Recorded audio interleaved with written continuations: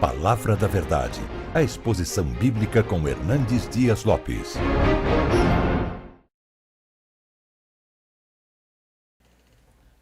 Irmãos amados, vamos então ler a Palavra de Deus. E eu convido você para abrir comigo a sua Bíblia no Evangelho de Cristo, conforme o relato de Lucas, no capítulo 10, no verso 27.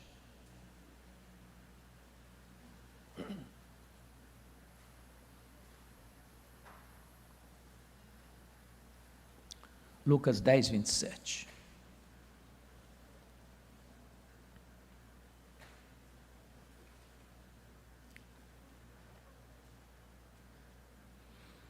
A isto ele respondeu: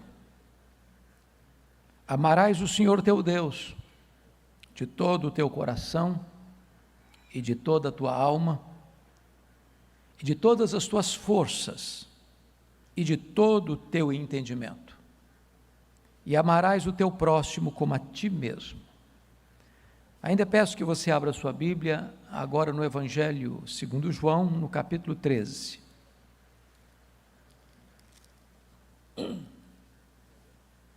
Versos 34 e 35. Novo mandamento vos dou, que vos ameis uns aos outros, assim como eu vos amei, que também vos ameis uns aos outros. Nisto conhecerão todos que sois meus discípulos, se tiverdes amor uns aos outros. Finalmente, abra comigo João 17, o último versículo, versículo 26.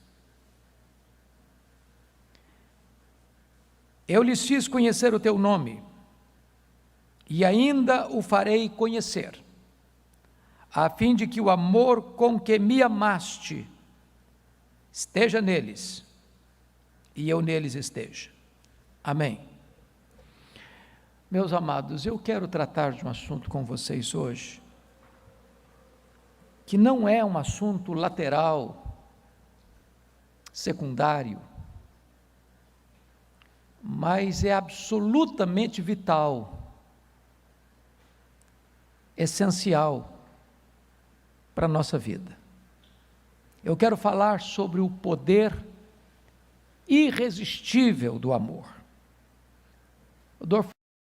Francis Schaeffer, considerado o maior intérprete do cristianismo do século XX, disse que o amor é a apologética final, é a prova dos 9, é o argumento irresistível. Se você quer identificar um verdadeiro cristão. Jesus Cristo não poderia ser mais claro quando disse: nisto conhecerão todos que sois meus discípulos, se tiverdes amor uns aos outros. É claro que existem outros componentes importantes,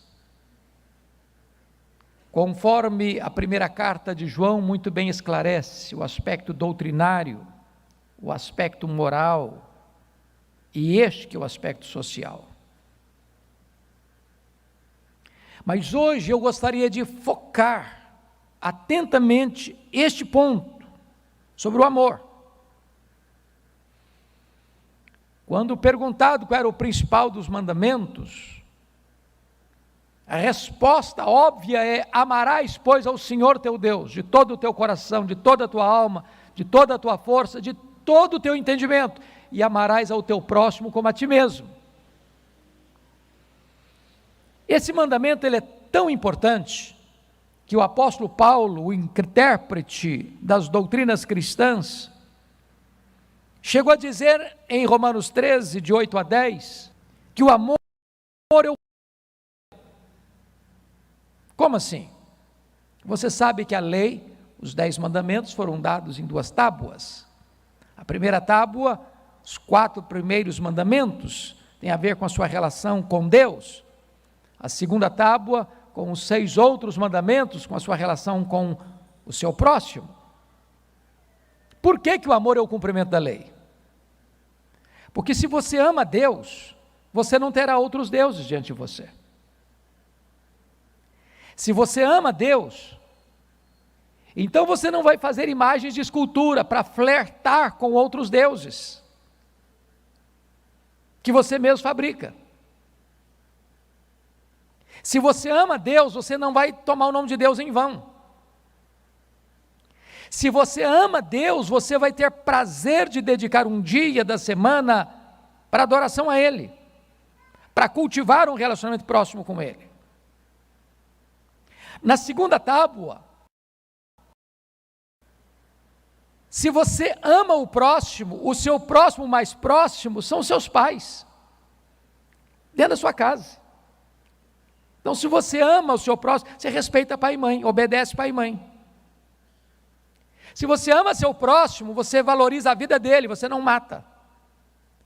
Se você ama o seu próximo, você respeita a honra dele, você não adultera. Se você ama seu próximo, você respeita as propriedades privadas, os bens que ele tem, você não furta. Se você ama seu próximo, você respeita o nome dele, você não difama. Se você ama seu próximo, você não cobiça o que ele tem. Então, o amor é o cumprimento da lei. O Dr. Juan Carlos Ortiz, num de seus livros, disse que o amor é o sistema circulatório do corpo de Cristo. De tal maneira que você, como um crente, você é conhecido como discípulo para o mundo, muito mais pelo amor do que por outras convicções que você possa ter. Quando o apóstolo Paulo, escrevendo as suas cartas às igrejas, e você pode notar isso na maioria das cartas, ele definia a maturidade das igrejas com 3 virtudes: fé, esperança e amor. E em 1 Coríntios ele destaca que dessas 3 virtudes essenciais do cristianismo, o amor era o mais importante, por uma razão. Lá no céu nós não vamos precisar nem de esperança, nem de fé. Mas o amor vai ser o clima do céu. Vai transcender ao tempo, vai reinar na eternidade. Paulo chegou a dizer em 1 Coríntios que este amor, ele é superior aos dons espirituais. Este amor tem predicados importantes, ele é paciente, é benigno, ele não arde ciúmes, ele não se ufana, nem se soberbece, não se conduz inconvenientemente, não se exaspera, não se ressente do mal, não se alegra com a justiça, mas regozija-se com a verdade, tudo crê, tudo espera, tudo suporta, nunca acaba. Ele é mais importante do que falar em outras línguas, do que profecias, do que conhecimento, do que você ser generoso e até mesmo entregar-se para o martírio. É possível as pessoas fazerem o bem para o próximo e a motivação não ser boa, para se auto-engrandecer. Então, eu quero tratar com vocês hoje sobre este momentoso assunto, o amor. Mas por que lemos 3 textos? Porque cada texto lido aborda um aspecto do amor. Então vamos começar com o texto de Lucas 10, 27. Eu chamaria isso aqui de o primeiro grau do amor. É o primeiro nível. E o primeiro nível do amor já nos deixa desarticulados, porque a orientação de Deus é: amarás o teu próximo como a ti mesmo. Vamos parar só um pouquinho aqui. O que é amar o meu próximo como a mim mesmo? É o fazer por ele o que eu faria por mim. Nós cuidamos de nós mesmos, nós alimentamos nós mesmos, nós protegemos nós mesmos, nós lutamos por nós mesmos. É correto isso. O apóstolo Paulo chega a dizer em Efésios 5, 29, que ninguém jamais odiou a sua própria carne, antes alimenta e dela cuida. Se você encontra uma pessoa na rua se ferindo, pode interná-la, ela não está bem da cabeça. Então, se você ama o próximo como você mesmo, você faz por ele o que você faria por você. E se nós botarmos o prumo de Deus na nossa vida, vamos chegar a uma conclusão. Nesse primeiro estágio, já nós temos muitas dificuldades de atingir.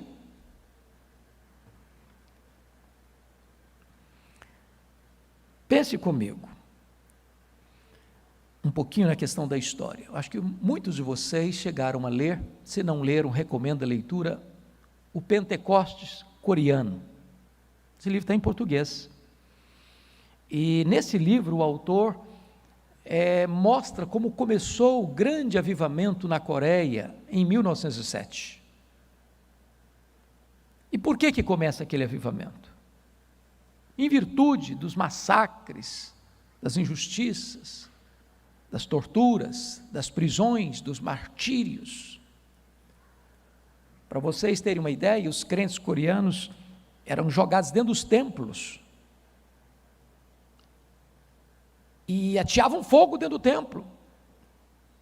E os que tentavam fugir eram mortos à metralhadora. Só num único dia, às margens do rio Han, 200 pastores foram decapitados. Prendiam os crentes e enfiavam ferpas de bambu nas suas unhas. Colocavam-nos sentados, jogavam pedras de 500 quilos nas suas pernas. O mundo estava vendo isso e não fazia nada. E os pastores amargurados. Então eles fizeram um retiro. E naquele retiro eles estudaram a primeira carta de João sobre o amor. E eles começaram a perceber quão longe eles estavam da prática desse primeiro nível, que você deve amar o seu próximo como você mesmo. E eles começaram a orar por isso. E ali eles experimentaram um grande avivamento que tem suas reverberações até hoje. O amor ao próximo, como a si mesmo, é muito mais do que simplesmente amar o irmão. Porque quem é o próximo? Quando você fala em amor e fazer algo, você tem níveis. Primeiro, a sua família. Quem não cuida da sua família é pior que o incrédulo. Segundo, os domésticos da fé. Os membros da sua própria igreja. Do corpo de Cristo. Terceiro, a todos os homens. E aí, todos os homens é todos os homens. Sem barreiras. Quarto, até o seu inimigo. Se o teu inimigo tiver fome, dá-lhe de comer. Quem é o seu próximo? Qualquer pessoa que estiver ao seu alcance. Mesmo que ele não seja da sua igreja, mesmo que ele fale mal da sua igreja, mesmo que ele se declare seu inimigo. E Jesus conta na parábola chamada parábola do bom samaritano, a história de um homem que está ferido à beira da estrada e passa por lá o sacerdote e o levita, religiosos, e não param. Por que não param? Por várias razões, talvez. Primeiro, porque podiam pensar que o assaltante estava ali de espreita. Segundo, porque, sendo eles sacerdotes, se tocassem num cadáver, ficavam impuros. Terceiro, porque ajudar alguém que está numa situação dessa implica em tempo, em recursos, em ameaças e perigos. E eles passaram de largo. Quantas vezes, meus irmãos, o nosso ritual religioso se torna mais importante para nós do que a prática do amor? E Jesus, então, na parábola, coloca o samaritano, que para os judeus eram inimigos de fato, para os judeus eram como que combustível para o fogo do inferno, e quem para é o samaritano. Para, olha, chega perto, pensa as feridas, tira da beira do caminho, leva para a hospedaria, se dispõe a pagar tudo mais que precisar. E Jesus pergunta: quem foi o próximo desse camarada que estava machucado lá na beira do caminho? Quem socorreu? Então, amor não é discurso, amor é ação, amor é prática. Se você ler atentamente os evangelhos, vai notar que Jesus pensa nisso, no seu sermão profético de Mateus 25, 31 a 46, Jesus define isso. Naquele dia que ele vai julgar as nações, ele vai colocar umas à sua esquerda e vai dizer assim: apartai-vos de mim, malditos, para o fogo eterno, preparado para o diabo e seus anjos. O que eles fizeram? Não fizeram nada, só deixaram de fazer. Tive com fome, não me deste comer, tive com sede, não me deste beber, estive preso, não foste ver-me, doente, não me visitaste, forasteiro, não me abrigaste. Quando te vimos assim? Todas as vezes que deixaste de fazer um desses pequeninos, a mim o deixaste de fazer. A Bíblia é eloquente dizer: não ame apenas de língua, de palavra, mas de fato e de verdade. Nós estamos num período, por exemplo, de pandemia. É fácil dizer: meu irmão, Deus te abençoe, meu irmão, vá em paz, meu irmão, que Deus te aqueça nesse inverno. Quando tantas vezes a necessidade é de que você estenda a mão e socorra quem não tem pão na sua casa, quem não tem provisão na sua mesa.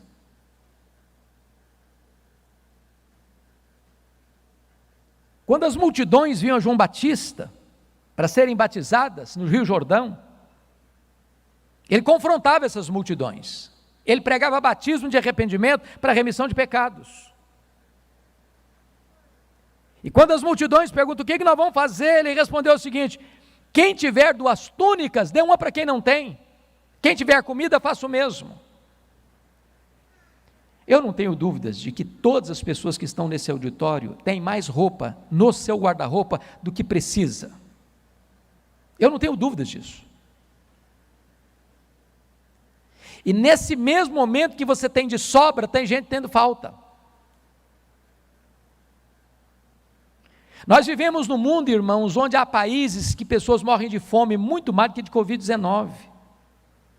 Você pega Sudão, você pega Somália, você pega outros países, não só da África, da Ásia.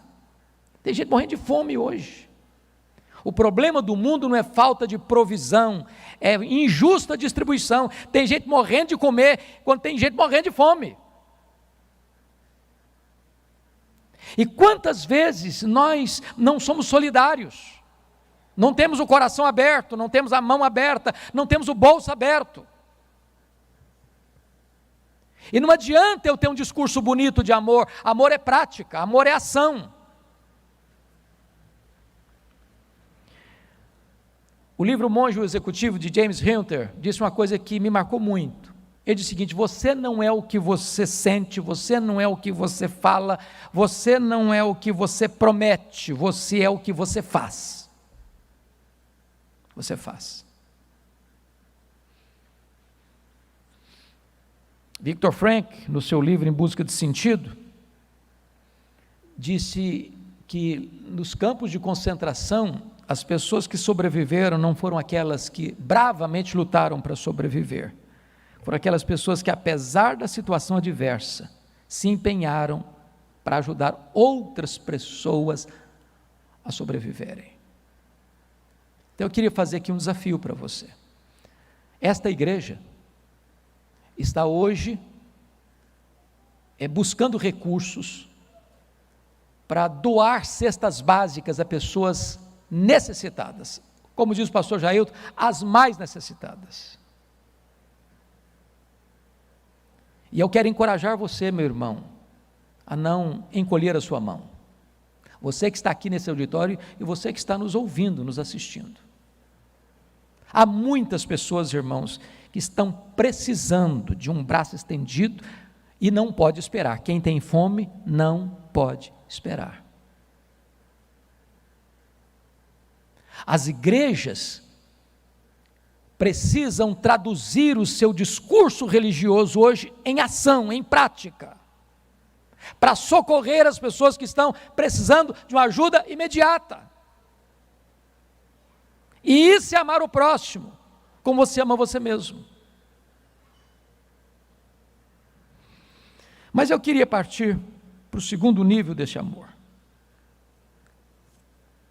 Peço que você agora vá comigo, abra sua Bíblia aí, em João capítulo 13, 34 e 35. Por que aqui é um segundo nível de amor? porque Jesus vai dizer: novo mandamento vos dou.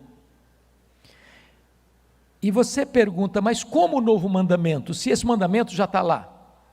Por que é novo? Por que Jesus dá esse adjetivo de novo a este mandamento? Por três razões. Primeiro, amar os irmãos agora não é mais amar os irmãos ou amar o seu próximo como a você mesmo. Mas novo mandamento vos dou, que vos ameis uns aos outros, assim como eu vos amei. E quando Jesus nos amou, Ele amou-nos mais do que Ele mesmo, porque Ele amou-nos e deu sua vida por nós. Então, chama a sua atenção para três verdades aqui. Primeiro, amar os irmãos como Cristo nos amou é um mandamento novo, em seu perfeito exemplo, como eu vos amei. Como eu vos amei. Este amor aqui não tem limites, ele vai às últimas consequências. Pense comigo na posição de Jesus. Ele tinha glória com o Pai antes que o mundo fosse criado. Ele mesmo foi o agente da criação do mundo. Todas as coisas foram feitas por intermédio dele, e sem ele nada do que foi feito se fez. Então ele, cumprindo um plano do Pai, e voluntariamente ele deixa a glória. Diz Paulo que ele a si mesmo se esvaziou. Ele não foi esvaziado, ele se esvaziou. O transcendente se fez imanente. O Rei eterno entrou no templo. O infinito tornou-se um bebê. Aquele que nem os céus dos céus pode contê-lo, foi colocado numa manjedoura. Ele veio, pisou o nosso chão, bebeu a nossa água, comeu o nosso pão, chorou nossa lágrima, assumiu o nosso lugar, morreu pelos nossos pecados. Diz a Escritura que ele se fez servo, e humilhou-se até a morte, e morte de cruz. Então agora a Bíblia está nos ensinando que eu devo amar como Ele me amou. E a pergunta é: como é que Ele me amou? Então vamos pensar aqui em três aspectos. Primeiro, João 13:1 diz que Ele amou os seus que estavam no mundo e amou-os até o fim. Eu pergunto a vocês, quando Jesus amou aqueles homens, os seus discípulos, amou-os porque eles mereciam o seu amor, porque eles eram pessoas amáveis, gentis, compreensivas? Ou amou-os apesar das suas falhas, dos seus pecados, dos seus defeitos, das suas fraquezas? Até que ponto eu amo meu irmão? Até o dia que ele me agrada? Até o dia que ele me faz bem? Que ele fala bem de mim? Ou sou capaz de amá-lo até o fim, apesar de ele não corresponder ao meu amor?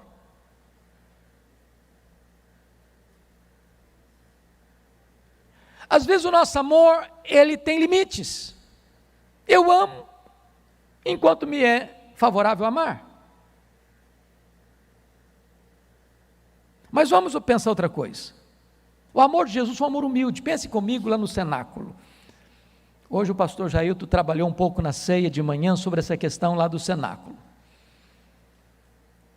Os discípulos estavam à mesa, disputando entre eles quem era o mais importante. Não se assentava à mesa sem lavar os pés, porque os calçados não eram sapatos fechados como os nossos, e não viviam em cima de asfalto, viviam numa região que era deserta, muita pó, muita poeira, muita terra. As mesas não eram altas como as nossas, onde você enfia o pé debaixo da mesa e esconde os pés. As mesas eram baixas, você ficava segurando o cotovelo e o seu pé ficava bem perto do rosto da outra pessoa. Lá tinha uma bacia e uma toalha pronta, mas esse papel era o papel do escravo para lavar os pés, e ninguém queria assumir essa função. Jesus então se levanta da mesa, cinge-se com a toalha, pega a bacia e começa a lavar os pés dos seus discípulos. Você já imaginou essa cena? Eu não estou falando agora de lavar pé no sentido literal, mas até que ponto eu me humilho, desço do meu pedestal para demonstrar meu amor ao meu próximo? Até que ponto eu sirvo desta maneira, de forma humilde? Porque no reino de Deus os valores estão invertidos, irmãos. A pirâmide está invertida. Nas palavras de Krabel, a pirâmide está de ponta cabeça. Quem quer ser o maior, seja servo de todos. Até que ponto eu amo assim?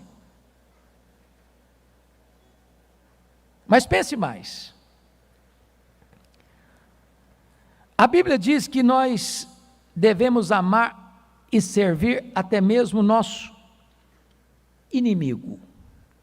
Bom, crente não faz inimigos, mas crentes têm inimigos.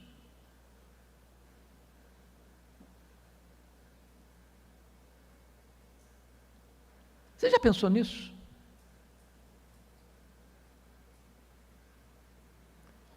E Jesus está dizendo que vos ameis uns aos outros, assim como eu vos amei. Porventura que quando Jesus nos amou, quando o Pai nos amou porque nós éramos bons? O apóstolo Paulo responde isso em Romanos 5. Ele nos amou e provou o seu amor por nós, sendo nós fracos, ímpios, pecadores e inimigos. Inimigos. E agora Jesus nos apresenta um novo mandamento, dizendo o seguinte: assim como eu amei vocês, vocês eram meus inimigos, e eu amei vocês, que vocês amem uns aos outros. Mas em segundo lugar, amar os irmãos como Cristo nos amou é um novo mandamento em seus motivos inspiracionais. Cristo me amou e a si mesmo se entregou por mim. Amor é entrega. Por exemplo, você pode ler comigo João 3,16? Vocês sabem de cor esse texto? Se sabem, vamos dizer de cor, João 3,16? Porque Deus amou o mundo de tal maneira que deu o seu Filho unigênito, para que todo o que nele crê não pereça, mas tenha vida eterna. Deus amou você e deu seu Filho para morrer em seu lugar. Seu amor maiúsculo, superlativo. Mas quais são as consequências disso na prática para mim e para você? Olha o que está escrito em 1 de João 3,16. Nisto conhecemos o amor, que Cristo deu a sua vida por nós e devemos dar nossa vida pelos irmãos. E devemos dar a nossa vida pelos irmãos. É claro que você e eu não podemos dar a nossa vida vicariamente por ninguém. Mas este amor abnegado, este amor até as últimas consequências, este amor até os inimigos, é este o grau de amor que Jesus está tratando aqui.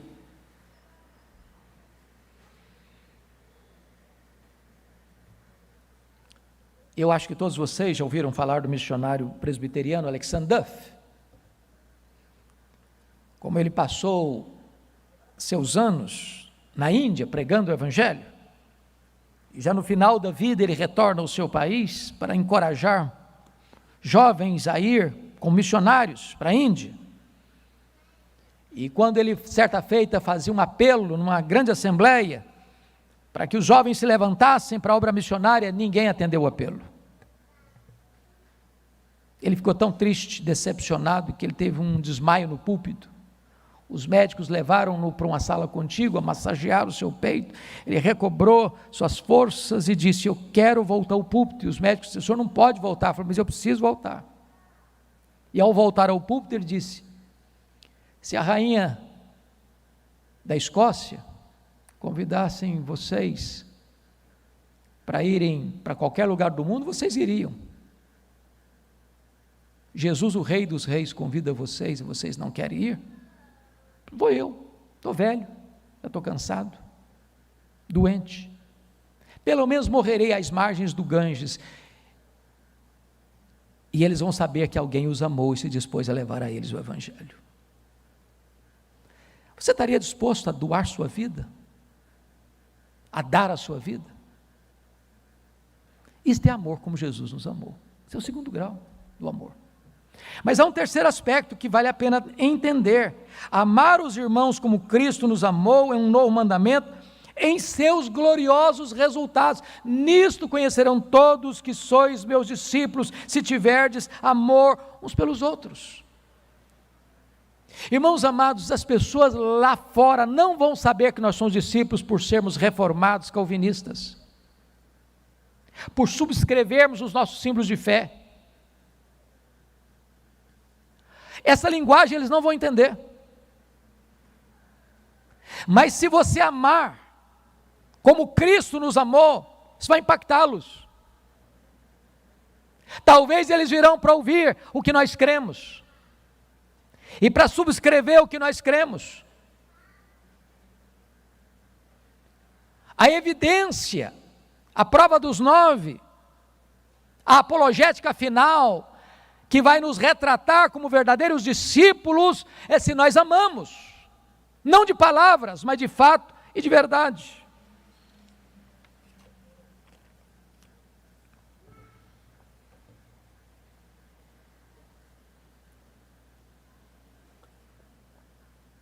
A grande pergunta que talvez eu e você devemos fazer, como foi dito hoje de manhã, com relação à ceia, não para você fiscalizar, ou investigar, ou examinar a vida do seu irmão, do seu presbítero, do seu diácono, do seu pastor, mas para você examinar você mesmo. Você hoje, na sua família, na sua parentela, na sua vizinhança, no seu trabalho, é conhecido como crente pelo amor? Essa é a sua marca? Esse é o seu distintivo? É assim que as pessoas conhecem você como crente, como discípulo de Jesus? Esse fulano é discípulo de Jesus, ele ama como Jesus amou. Essa é a marca. Bom, amados, eu gostaria então de ir para o terceiro texto. Abra aí comigo João 17, verso 26. Porque aqui o Senhor Jesus está tratando de um nível ainda mais avançado de amor. Primeiro nível, primeiro degrau é você amar o próximo como você ama você mesmo. Segundo nível, segundo degrau é você amar o seu próximo como Cristo amou você. Mas olha comigo o verso 26 agora. Eu lhes fiz conhecer o teu nome e ainda o farei conhecer, a fim de que o amor com que me amaste esteja neles, e eu neles esteja. Agora só pense comigo um pouquinho,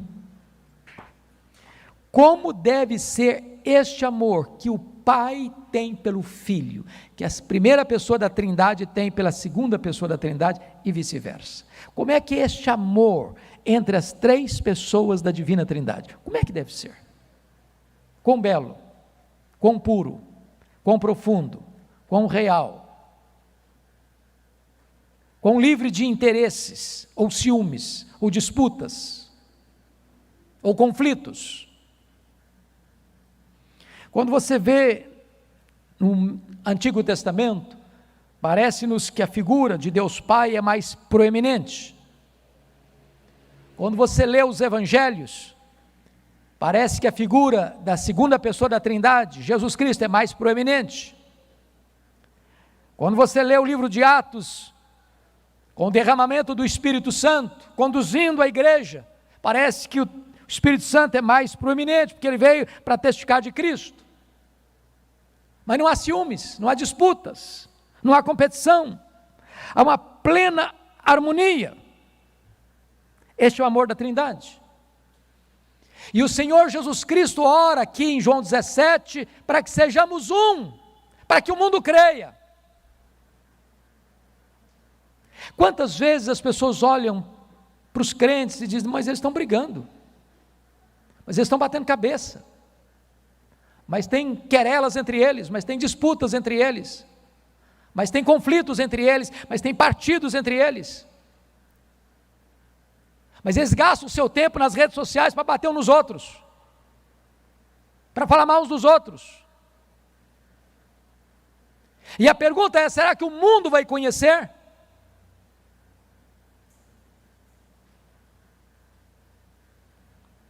E eu queria concluir contando para vocês duas ilustrações simples, bem singelas, para que esse princípio fique claro. A primeira ilustração eu li num dos livros de Juan Carlos Ortiz. Eu achei, talvez por ser eu da região rural, mais interessante. Talvez para uma pessoa que é urbana, essa ilustração não seja tão eloquente. Mas para quem foi criado na região rural, que trabalhou na região rural, ela é muito eloquente. Ele diz o seguinte: pense comigo num tubérculo, batata inglesa, essa batatinha que todos nós compramos e consumimos, aqui no Brasil e no mundo afora.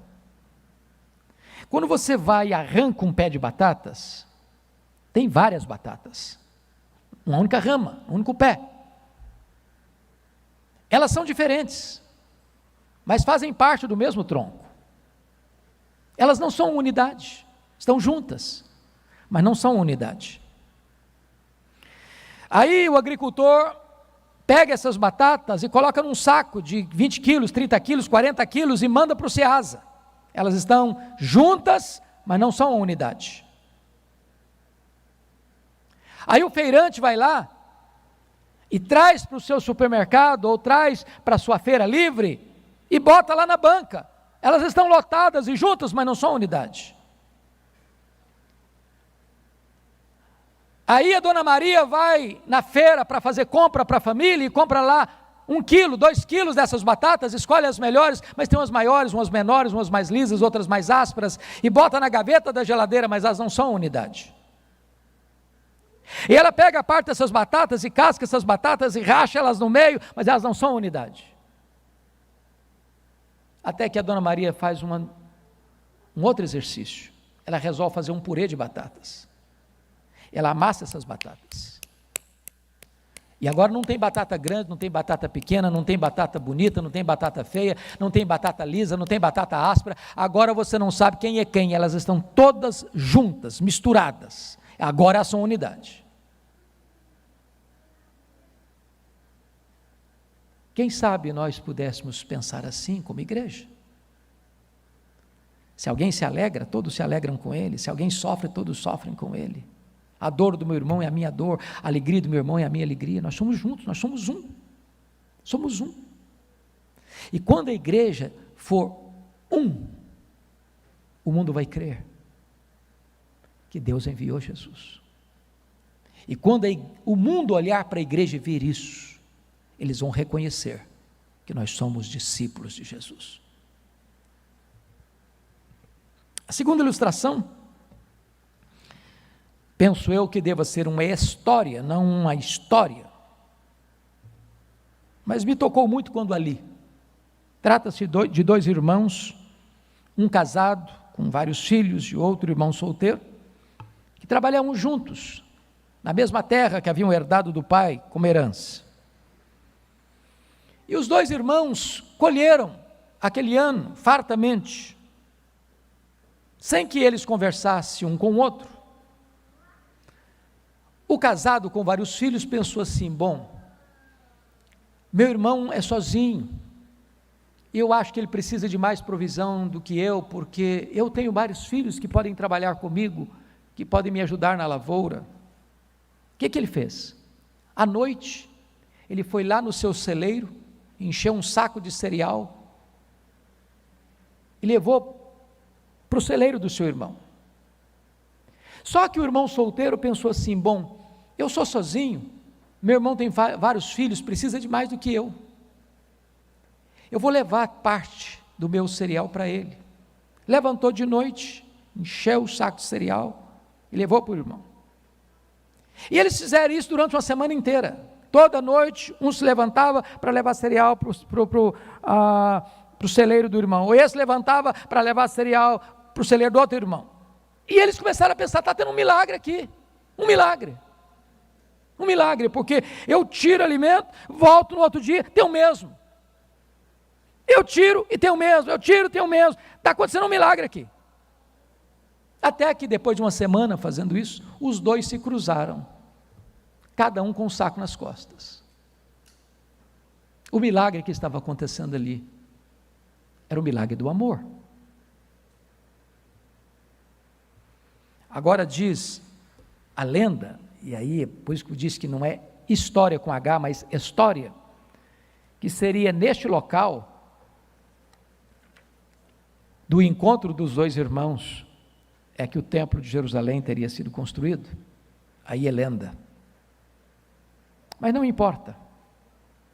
O que importa é a lição moral dessa história. Quem ama, dá. Quem ama, estende a mão, abre o coração, abre o bolso e compartilha.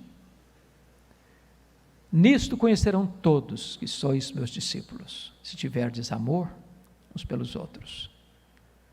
Amor tão isento de disputas e ciúmes, como aquele amor com que o Pai amou o Filho, e que deve estar presente na sua igreja.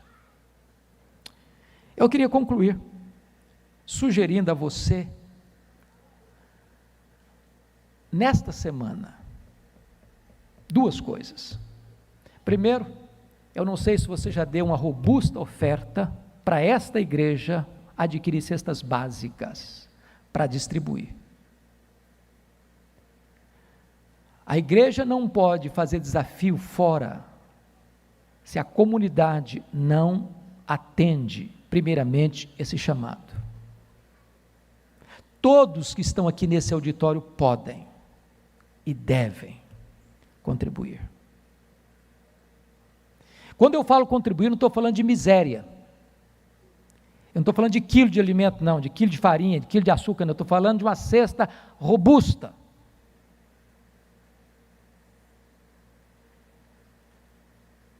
Mas não é para depois, para o ano que vem, não é para essa semana. Segundo desafio, você vai procurar esta semana alguém que você conhece, ou da sua família, ou da sua vizinhança, ou de alguém que você entende que conhece, que está precisando de um socorro prático, real, de ajuda financeira, para você ajudar. E talvez, meu irmão, você vai descobrir e destravar a sua vida,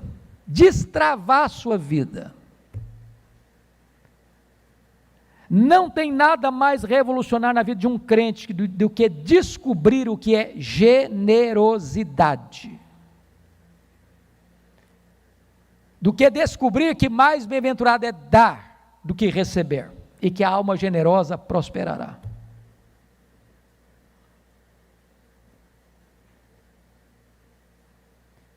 E eu tenho convicção disso, de que isso pode mudar o cenário da sua história, se nós aprendermos a amar, como a Bíblia nos ensina. Amar o próximo como a nós mesmos, amar-nos uns aos outros como Cristo nos amou, e ter em nós o mesmo amor com que o Pai amou o Filho. Que Deus nos ajude. Amém.